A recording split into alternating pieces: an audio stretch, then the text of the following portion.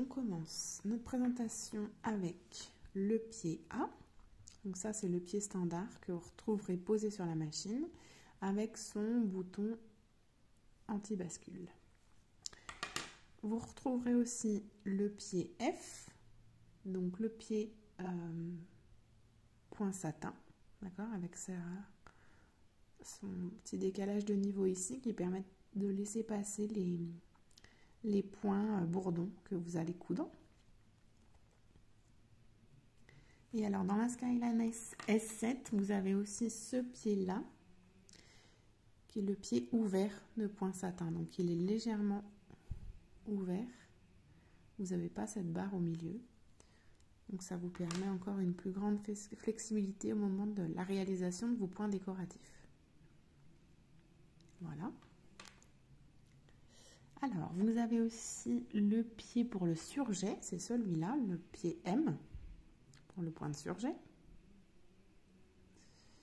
Ça, on a un article sur le blog avec tous les points de surjet, donc vous pourrez regarder ça. Vous avez le pied G, qui est celui-là, voilà, pour les ourlets invisibles. Voilà.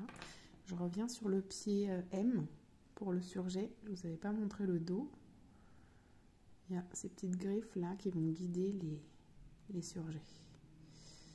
Donc ça, c'est le surjet. Et ça, donc ensuite vous avez le pied G qui est le pied pour l'ourlet invisible. Voilà. Vous avez aussi le pied très utile, le pied E, qui vous aidera pour la pose de fermeture éclair, avec une ouverture des deux côtés. Donc vous pouvez faire les coutures d'un côté ou de l'autre. Ok. Alors ensuite, vous avez le pied boutonnière automatique, donc il est très complet. Vous viendrez placer, alors on a des vidéos sur ce sujet, mais le bouton se place ici. Et la boutonnière va se réaliser à la taille du bouton. Et sur ce modèle, sur la Skyline S7, le pied est équipé de cette plaque stabilisatrice qui va vous aider pour faire les boutonnières en bord de tissu ou sur les tissus très fins. Voilà, ça vous permet de bien venir prendre en sandwich votre tissu et de faciliter l'entraînement. Voilà. Alors ensuite, vous avez ce pied-là qui sert, le pied D, qui sert pour le rouloté et qui va vous aider à créer un petit ourlet rouloté grâce à cette spirale. Voilà.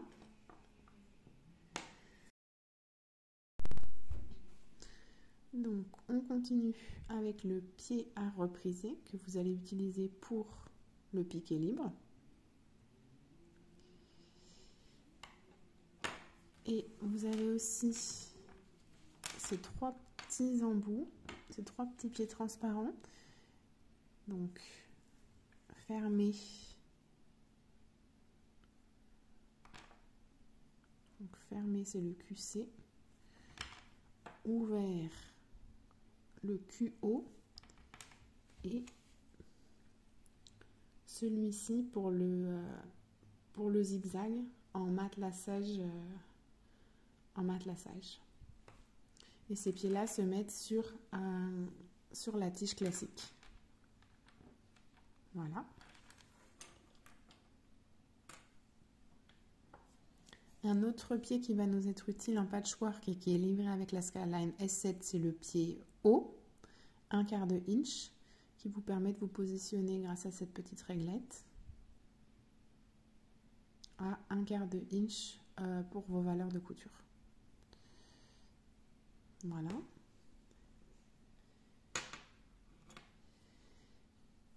Alors, on a aussi très utile le pied T, qui est le pied qu'on va utiliser pour la pose de boutons, pour la couture de boutons. Voilà. Pour les boutons aussi, on a cette tige qui est une plaque de queue de bouton. Donc vous l'avez, elle est incluse dans les accessoires de la S7. Et puis, bien évidemment, le pied à double entraînement qui est aussi inclus dans la machine. Le pied AD. D'accord?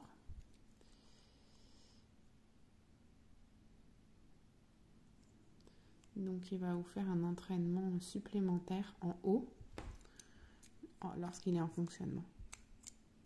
Voilà, comme ça. C'est un sacré outil pour le matelassage, pour toutes sortes de types de couture.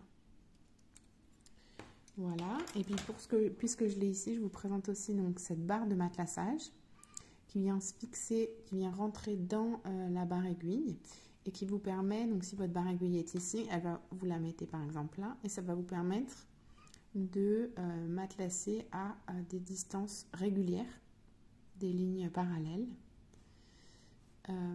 sur vos projets, sans avoir à dessiner à chaque fois vos lignes ou à mesurer. Ça vous permet de reporter des distances de façon régulière. Voilà, je crois que vous avez vu tous les pieds presseurs de la Skyline S7. Ce sont de nombreux pieds très utiles au quotidien.